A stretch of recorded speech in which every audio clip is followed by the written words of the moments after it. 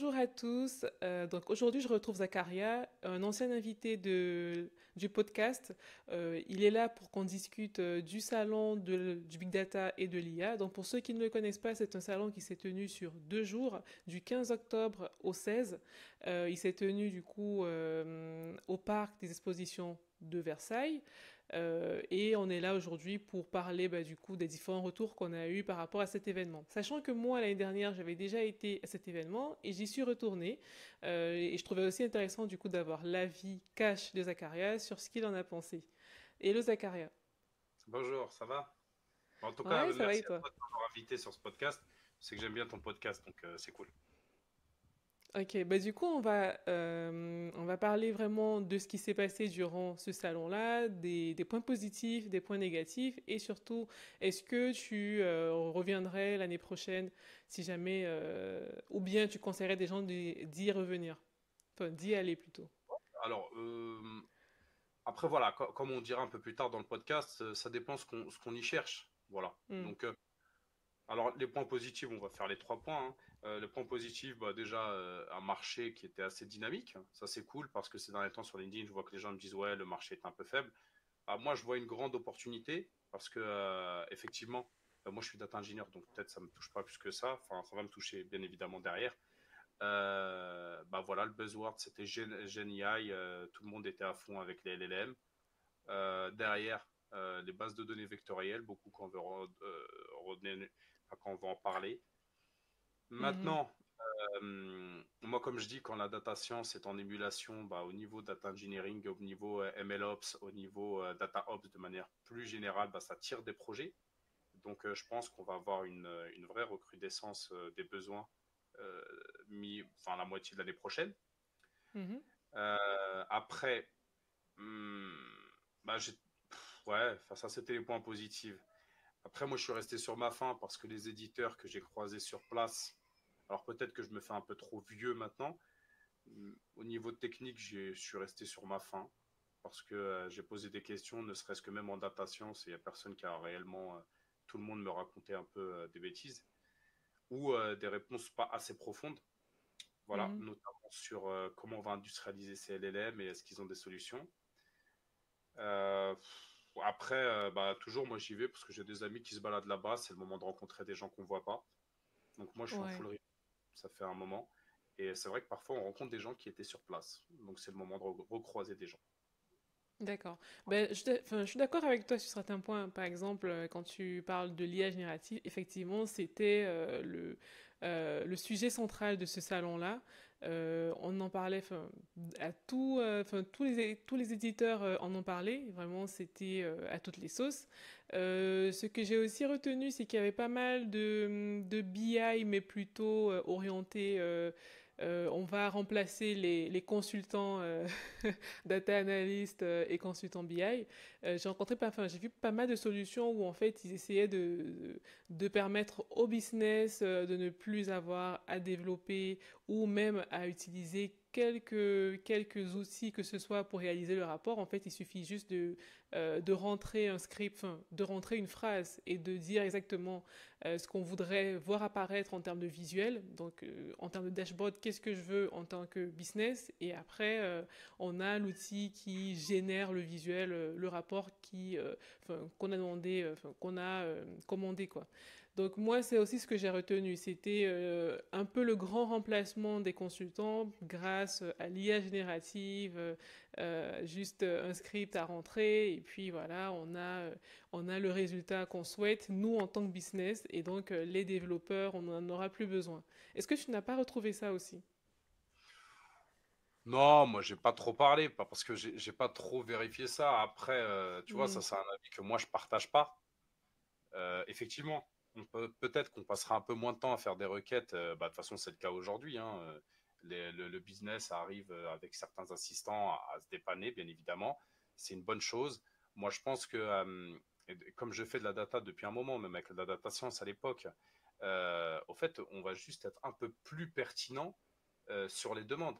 Déjà, moi, quand il y a un besoin, moi, je te parle en projet. Si le métier sait de quoi il parle, déjà, on fait des choses beaucoup plus pertinentes et Ouais. on a des tickets beaucoup plus voilà, pertinents et efficaces.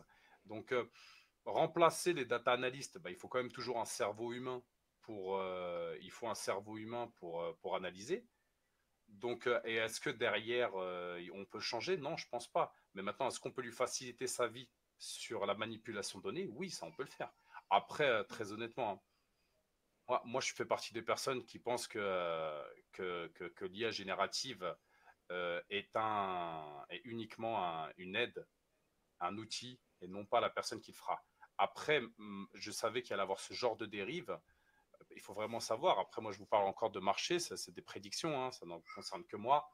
Euh, Bah ouais, bah on va tous se lancer sur ce genre de bêtises. On va laisser l'IA générative, et on connaît tous, on va commencer à s'appuyer dessus. Et au bout d'un moment, on va la laisser faire à notre place. Et donc, on va envoyer en production pas mal de projets qui ont été faits par une IA générative sans contrôle, alors que l'IA générative doit être contrôlée. Et après, reviendra pour tout refaire à la main. Donc, je pense qu'il va y Ouais. avoir des dérives. Après, sur le salon du Big Data, euh, les gens étaient là pour vendre certaines choses. Tout le monde parle de mots-clés, l'IA générative. Moi, j'ai vu pas mal de projets en IA générative qu'on m'a présentés qui n'étaient pas viables. Qui n'étaient pas viables. Mais bon, comme je disais, c'est petit souci technique. On a vraiment un souci technique. Et je pense que le niveau technique, quand on parle, est vraiment descendu très bas ces derniers temps. Ça, c'est vraiment Ah ouais. le point. Après, c'est une bonne nouvelle pour nous, ça signifie qu'il y aura encore de la matière à recruter, on doit encore avoir dans les équipes des personnes enfin, compétentes, performantes, donc c'est aussi une bonne nouvelle. Ça veut dire que... Ouais, Ouais, moi, comme je dis, on aura même en data science. Mais moi, la seule chose qui m'est restée en travers de la gorge, c'est que on a eu ce genre d'erreur il y a 10 ans en data science, et j'ai l'impression qu'on se relance sur la même chose avec les LLM aujourd'hui. J'ai ouais, l'impression qu'on n'en a pas parlé. Enfin, je veux dire, j'ai l'impression qu'on n'a pas capitalisé sur nos échecs passés. Donc, ouais, je suis d'accord avec effectivement, bah, toi. de toute façon, je pense que ce que tu as vu, on a vu que d'époque, hein. On n'a rien vu en Ouais, industrialisation. Et quand j'ai posé deux, c'est vrai. trois questions sur comment vous allez industrialiser, il n'y a personne qui m'a posé de questions. Tu me fais une base de données vecteur pour ton IA générative. Ouais, c'est cool. Mais derrière, tu vas l'entraîner sur quoi? Et tu vas Après, prédire sur quoi? j'ai aussi l'impression qu'il y avait beaucoup plus de consultants fonctionnels, enfin de personnes, en tout cas ceux qui étaient parmi les personnes qui présentaient, ils étaient plus des consultants fonctionnels que des personnes vraiment très techniques qui allaient expliquer la solution de bout en bout. Moi, j'avais plutôt l'impression qu'on s'adressait en fait au potentiel client plutôt qu'au potentiel intégrateur dans l'entreprise, quoi. Oui, oui, oui, tout à fait, tout à fait. Bah, de toute façon, je pense que le salon du Big Data, c'était ça. C'était pour récupérer des projets, c'était du commerce. Et comme je disais, c'est peut-être par rapport à un Devox ou un Gitex, on parlait beaucoup plus business que technique, bien évidemment. Mais il y a quand même des référents techniques sur chaque site. Mhm. Et ces référents techniques, moi, je les ai malheureusement trouvés trop faibles. Ce qui n'était pas le cas fut un temps, hein. Fut un temps, on avait certaines réponses. Moi, j'y suis allé, je pense, pour la mauvaise chose. J'y suis allé pour faire de la veille technologique, pour voir s'il y avait des produits qu'on pouvait proposer par la suite, ou des choses qui pouvaient nous aider dans les performances. Je suis resté sur ma faim. Mais Ouais. voilà, je pense que, comme tu disais, est-ce que je recommanderais aux gens d'y aller? Bah, ça dépend pourquoi. Bah, je pense que c'est bien quand on est en reconversion, on est étudiant, qu'on passe par là, qu'on cherche un boulot, c'est une bonne chose. Si on y va comme moi pour voir les architectures, pour voir les produits, pour voir, là, c'est un peu plus compliqué. Ouais, je comprends. Après, est-ce que tu penses que Après, c'est vrai qu'en tant qu'étudiant, on peut y aller pour trouver des stages, des alternances. D'ailleurs, il y avait des QR codes à chaque différent stand où on pouvait du coup scanner ensuite rentrer sur la page de recrutement, de stage, d'alternance. Donc, je pense que c'était assez intéressant à ce niveau-là. Et j'avais aussi l'impression que bah, c'est toujours intéressant d'y aller pour networker, même si tout le monde veut vendre un peu son produit. Voilà, il y a quand même pas mal de personnes qu'on peut rencontrer, de diverses entreprises, et donc ça fait toujours un réseau en plus dans notre carnet d'adresse. Donc je pense que voilà, c'est vraiment les raisons pour lesquelles on y va qui comptent. C'est ça, c'est ça. Et moi, j'incite vraiment les gens qui cherchent un emploi à y aller. Les ESN étaient disponibles, elles recrutaient à ce moment-là. Il faut y aller. Si vous cherchez un emploi et vous savez pas trop et comment faire, bah, c'est le moment. c'est le moment. Et en Et si plus, vous c'est voulez, gratuit. Je sais pas, j'ai l'impression que les gens, ils sont pas au courant de ça parce que j'ai pas retrouvé, en tout cas, aux horaires auxquels j'y suis allée, c'était entre 15 heures et 18h30. Enfin, vraiment, j'y suis restée jusqu'à la fermeture, jusqu'à la fin. Et j'avais pas l'impression qu'il y avait vraiment énormément de monde. Est-ce que c'est parce que c'est un mardi et que les gens, du coup, ils sont plutôt au travail? Je ne sais pas. Mais j'avais pas l'impression qu'on était, voilà, qu'on était très nombreux. C'est vrai qu'il y avait du monde, mais je m'attendais à beaucoup plus, sachant que c'était quand même une très grande salle, qu'ils avaient changé par rapport au Palais des Congrès l'année dernière, enfin l'année dernière. Donc vraiment, je m'attendais à ce qu'on soit beaucoup plus nombreux que ça. oui, alors là, c'est un point positif que tu dis, c'est que il y a là aujourd'hui, il y a eu un level up, hein, on est sur un instant, enfin, on était vraiment à côté du salon de l'auto. Euh, C'est ça. il y a eu un effort des organisateurs qui ont amélioré les choses.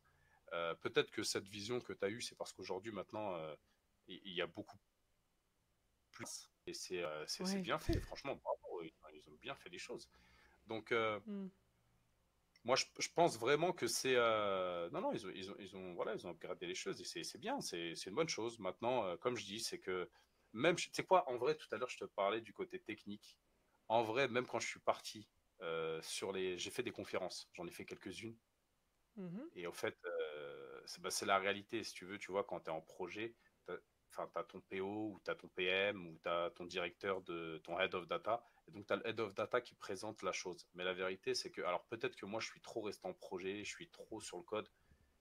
Ouais, tu as le head of data qui présente ce qu'il a fait. Donc, oui, effectivement, c'est des retours d'expérience, mais c'est vrai qu'en termes techniques, tu vas pas avoir une profondeur nécessaire. Mhm. Et ça, peut-être qu'on se le gardera pour le JTEX. Oui, ben c'est vrai, effectivement. Après, moi, j'ai pas eu la chance d'assister aux conférences parce qu'elles étaient payantes, pardon. Et il y avait uniquement les Rex, donc les retours d'expérience avec les petites démos au niveau des différents stands qui étaient gratuits. Là aussi, bah, du coup, coup de gueule, j'aurais bien aimé qu'ils nous laissent au moins une ou deux conférences accessibles. Après, je comprends que c'est... L'entrée est gratuite. On a le REX, l'entrée est gratuite, tu vois. Il y a le REX, il y a l'entrée Ouais. gratuite. Il y a quand même pas mal de choses, il y a quand même pas mal de matière gratuitement à faire, hein. Et Ouais, c'est non, vrai qu'il y a, il y a du café, il y a des pop-corn, il y a même des goodies qui sont offertes. ouais, non, il y a des gens sympas, et il y a des, comme je dis, si on veut, et après, comme je t'ai dit en off, bah, en fait, moi, je me fais un peu vieux dans ce monde-là, donc des gens avec qui j'ai travaillé, au fait, il y a pas mal de gens. Si vous connaissez certaines personnes, il y a pas mal de gens qui sont là-bas pour proposer leurs solutions, pour trouver des partenaires. Donc, moi, j'ai rencontré des gens, les gens, les rencontres les plus intéressantes que j'ai faites là-bas, c'est des personnes que je connaissais qui avaient des nouveaux produits à proposer lors de ce salon. Ils cherchaient un partenaire. Et ces personnes-là, quand ils me parlaient de leurs produits, c'était franchement, ça m'a fait plaisir. C'était vraiment des choses intéressantes. Peut-être que ça répondait pas à mes besoins, mais en tout cas, il y a des gens. Moi, je pense que dans ce salon-là, bah, et bah, au fait, c'est les petites personnes qui se baladent dans les stands, qui viennent un peu regarder ce qui se passe ou chercher des partenaires. C'est eux qu'il faut attraper, mais on peut pas les identifier, bien évidemment. Mais Ouais. voilà, il y a un petit truc officieux où techniquement le niveau est très relevé. Hmm, d'accord. Intéressant. Et donc, à la question, tu reviendras l'année prochaine? Oh, moi, je pense que je viens une fois sur deux, tu vois, c'est déjà pas mal. Ouais. Déjà, je suis pas venu la deuxième journée parce que c'était largement suffisant. Mais une fois sur deux, c'est pas mal, histoire de voir ce qui se passe. Après, bon, là, on est dans les LLM. Je pense que l'année prochaine, j'y reviendrai pas parce que tous les POC vont foirer comme d'habitude. Et il va falloir les industrialiser à un moment donné. Tu vois, un truc tout bête, personne m'a parlé de déviation des modèles. Personne m'a parlé. Hmm, Au fait, j'ai vraiment. Ok, tu me parles d'LLM, mais concrètement, il y a personne qui m'a parlé d'MLOps. Parce qu'aujourd'hui, bah, c'est vrai. on a ce sujet-là. Ouais. Ouais. Et bon, tout le monde Après, a c'est sorti bien son parce que du coup, on sort un peu du POC. C'est vrai qu'il y a quelques années, on avait plutôt des projets de data science qui n'évoluaient pas, qui ne sortaient pas du MVP, qui restaient vraiment dans cette, enfin, dans ce blocage-là où on dépensait des ressources et après, on n'arrivait même pas en production avec. Aujourd'hui, j'ai l'impression qu'ils essaient quand même de passer un palier. C'est pas sûr que ça va marcher, mais je sais pas. Non, franchement, je pense que c'est strictement la même chose. Franchement, toutes les personnes qui Hmm. m'ont parlé, j'ai l'impression que tous leurs LLM, ils sont uniquement en face de. Tous les gens qui m'ont parlé, c'était que du POC. Ah Non, oui, franchement. d'accord. Et après, la différence aujourd'hui avec les LLM, Tu vois, il y a un truc, le LLM, ok, c'est cool, mais il y a toute une infra à mettre avec un LLM. Ok, tu vas mettre le rack chez toi, tu vas l'ouvrir, déjà, il te faut pas mal de RAM. Donc, personne m'a parlé d'infra pour où faire tourner les LLM. Là, franchement, ça m'a fait de la peine. Euh, Au fait, voilà, tout le monde a fait des LLM, mais où? Combien va me coûter mon infrastructure? Sur quelle infra je vais faire? Il n'y a personne qui a su me répondre à cette question-là. Donc, tu vois, c'est ce que je te dis, niveau technique, ouais, on est vraiment, typiquement, on est en train de parler de la même chose que la data science à l'époque, hein. Et Hmm. voilà, donc, et surtout qu'aujourd'hui, on a des vraies problématiques avec l'LM. Parce qu'aujourd'hui, on fait du call API, mais en call API, il y a des vrais problèmes de sécurité, il y a des vrais problèmes de gouvernance de données. Mais limite, quand tu posais ce genre de questions, les gens diraient que tu les agressais. Alors que c'était des questions basiques, hein. Et pareil, est-ce qu'on parle de performance? Est-ce qu'on parle... Donc non, même en LLM, techniquement, les gens qui m'ont parlé, c'était pas terrible, hein. Alors moi, je parle Ouais, je uniquement des comprends. gens que j'ai rencontrés, hein. Il y avait des gens qui étaient excellents et je reste ouvert à ce que certaines personnes viennent me voir, hein. Il y a pas... Moi, je suis preneur de tout ce qui va nous faire grandir ensemble. D'accord. Après, ce que j'ai aussi apprécié, c'est que bah, dès qu'on sortait du RER, enfin du métro 12, on avait directement les agents qui nous expliquaient quelle voie suivre pour rejoindre le salon, soit de l'automobile ou de l'IA et du big data. Donc ça aussi, c'était sympa qu'ils aient vraiment pensé à comment orienter la foule depuis la sortie du métro jusqu'à la salle de l'événement. Ouais, mais moi, je trouve que le centre du Big Data est toujours très bien organisé. Moi, je trouve Mhm. qu'il est vraiment très bien organisé. Euh, c'est vrai, en plus, il y avait la concurrence du salon d'auto qui était juste à côté et que c'est Ouais. incomparable. Mais ouais, en plus, c'est cool, on aurait pu faire un salon sur deux. Après, je pense que il y a un truc que je me suis posé comme question, c'est que j'aurais dû peut-être rentrer dans le salon de l'auto pour voir qu'est-ce qu'ils font en IA. Peut-être que ça aurait été... Non, mais c'est vrai, aujourd'hui, c'est un sujet et c'est vrai qu'on n'y a pas pensé. On est tous partis au salon de l'IA, mais on s'est pas dit, ouais, Ouais. peut-être que chez Renault, ils ont des POC à nous présenter en IA. Tu vois, c'est Ouais, des... c'est vrai que peut-être effectivement on aurait eu pas mal de choses là-dessus. Je pense aussi qu'il y aurait eu beaucoup d'IoT plutôt. Oui, Ouais, mais effectivement on aurait pu juste y jeter un coup d'œil pour voir à quel point c'était intéressant. Voilà, en tout cas, merci Zacharia pour cet échange. Donc, j'espère que ça aura édifié pas mal de personnes, ça aura répondu aux questions que les personnes se posent, à savoir est-ce qu'il faudrait y aller au salon de l'IA Data, qu'est-ce qu'on y trouve, comment se préparer avant d'y aller. N'hésitez pas à laisser des commentaires, des questions, à directement contacter Zacharia si vous voulez rentrer, enfin, si vous voulez plus d'informations ou à me contacter moi via LinkedIn ou YouTube. Merci à vous et à la prochaine.